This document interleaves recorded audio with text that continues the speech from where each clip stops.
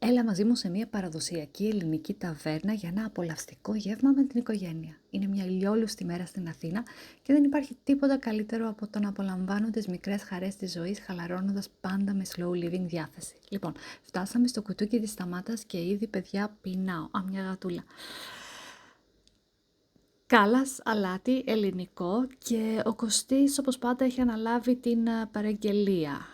Λοιπόν, χόρτα με λεμόνι, κλασικά, καψαλιστό ψωμάκι, αυτό ήταν ή νερό ή κρασάκι, και τσίπουρο φυσικά.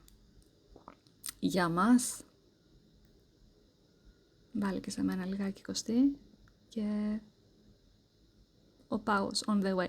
Αυτό το καψαλιστό ψωμάκι ήταν τόσο τραγανό και yummy.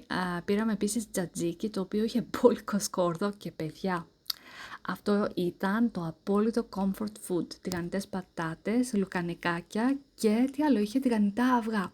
Και φυσικά πήραμε και τηγανιτά κολοκυθάκια, το οποίο είναι must στο τραπέζι μας.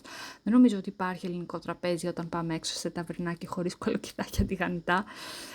Αυτό ήταν τόσο υπέροχο και πολύ χορταστικό, τολμώ να πω.